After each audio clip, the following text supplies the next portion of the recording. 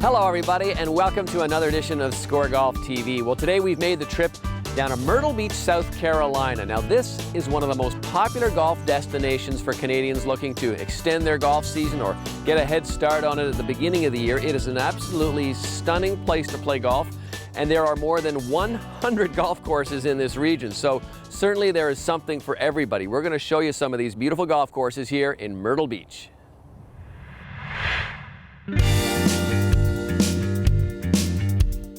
Nestled along the mid-Atlantic region of the eastern United States, Myrtle Beach is the jewel of South Carolina. Home to 60 miles of sandy beaches, exciting entertainment, family attractions, and southern hospitality, it's no surprise over 16 million visitors flock to Myrtle Beach every single year. But the fun doesn't end with the surf and sand.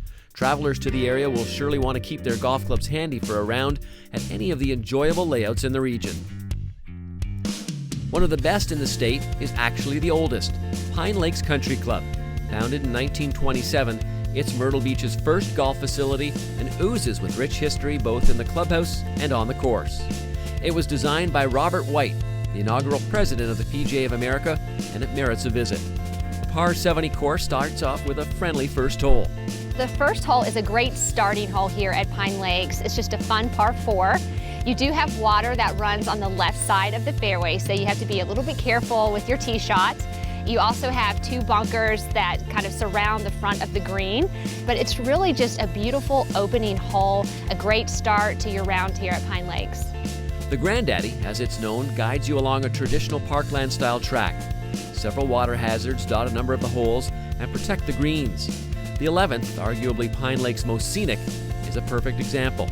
This is a fun par 3, but it's really short, only about 100 to 120 yards on the different tee boxes.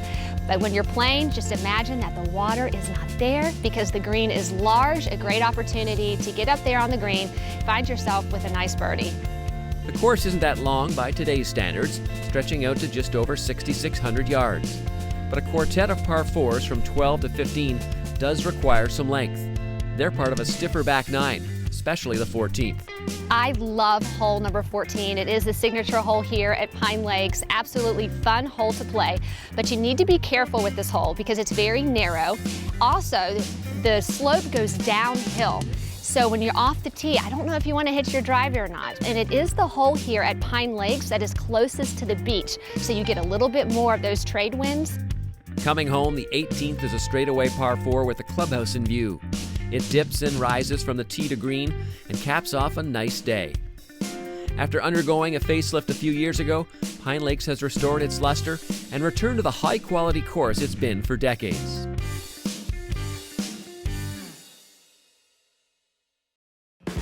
Just 10 minutes down the road is another of Myrtle Beach's finest courses, Grande, whose resort course features a collection of holes designed by renowned architect Roger Rulewich. Built in 2001, the track lies next to the Intercoastal Waterway, and the 7 holes that run right beside the channel offer some of the best vistas in Myrtle Beach. One of those comes at the 9th, a downhill par 4 that plays back uphill to the green. Number 9 is a really fun par 4, absolutely gorgeous because you can see the marina on the left side.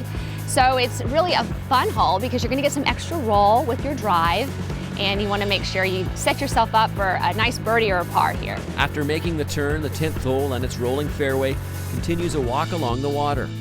A few holes later, though, is when players often pull out their cameras. It is the best par 3 here in the Myrtle Beach area. It is absolutely gorgeous. What makes this hole kind of tricky is you're dealing with wind too that's coming off the Intercoastal Waterway. So it's really challenging because it's all about club selection and really knowing your game, especially teeing off at an elevation with wind. The final 4 holes at Grand Dunes present a meaty test for big hitters. All over 420 yards, the par 4 18th is perhaps the prettiest of the 4, with the club's Mediterranean-inspired clubhouse in the background.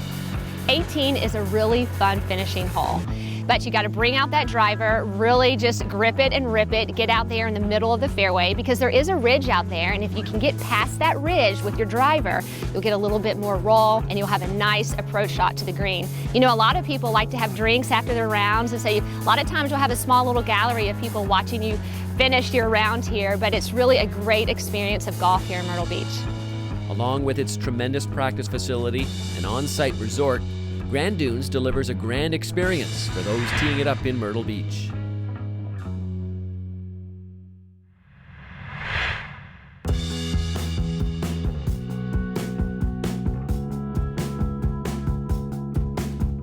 There are over 3.4 million rounds of golf played annually in Myrtle Beach, and you can bet a good chunk of them occur at Barefoot Resort and Golf.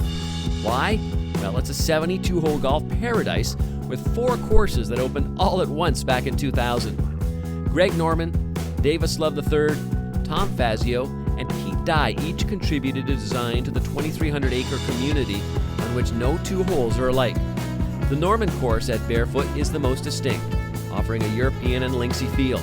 It embraces the natural vegetation on site, while 7 holes along the Intracoastal enhance its enjoyment. One of those comes at the 10th. Norman number 10, probably my most favorite hole on any of the 4 golf courses. It's a long par 3 downhill with the Intercoastal Waterway on the right-hand side. Very demanding tee shot, bunkers on the left, and don't have to go very far to the right of the green to be in trouble. The Love course at Barefoot has some traditional Carolina character and resembles elements of the historic Pinehurst number 2, one state north.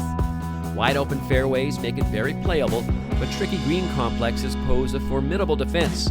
The 4th hole is one that baits golfers into pulling out their big stick.